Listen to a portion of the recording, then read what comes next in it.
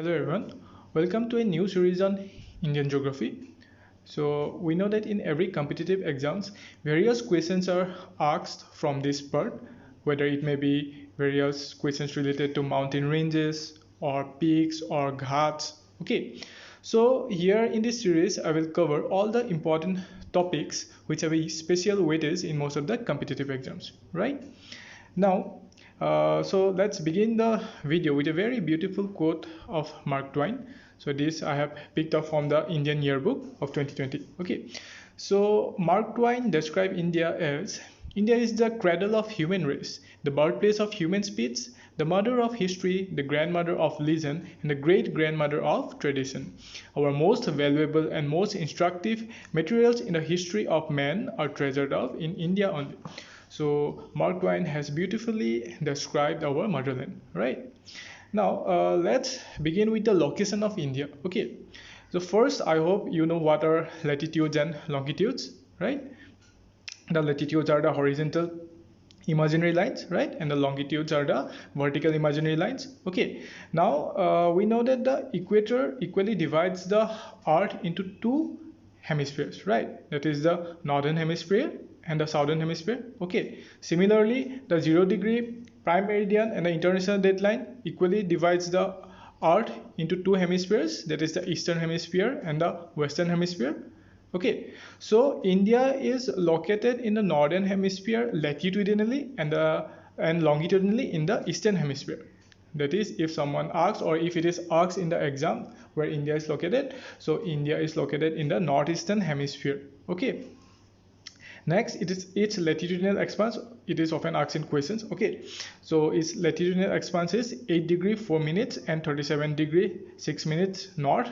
Okay, then longitudinal expanse is 68 degree 7 minutes and 97 degree 25 minutes east. Okay, and it covers an area of 32 lakhs 87,263 square kilometer. Okay, keep in mind this this comes in exam, right? Then the total length of the coastline, okay, coastline of the mainland Lakshadweep Islands and Andaman and Nicobar Islands is 7,516.6 kilometer. Okay, now if along talked about the mainland, okay, coastline of the mainland, then it is only 6,100 kilometer, right?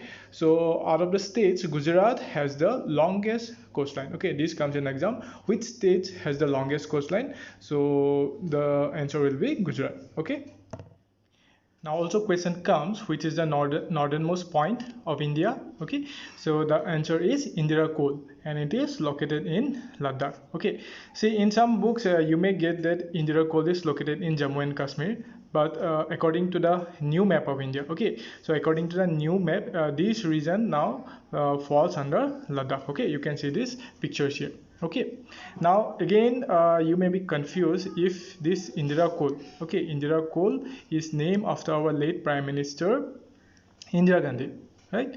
But it is not right. In fact, it is named after the goddess Lakshmi. Okay, Lakshmi Bhagwana Anata Nam Indira Hai, and in fact Indira Gandhi is named after goddess Lakshmi's name, whose other name is Indira. Okay, and it is this name is given by an geographer called as Bullock Workman. Okay, so this is for your information. Okay, then again the southernmost point is what? It is the Indira Point located in the Great Nicobar Island. Okay, now this point is named after our late Prime Minister Indira Gandhi. Okay, before that it is known as Pygmalion Point or the Persian Point. Okay, India is the seventh largest country in the world, right?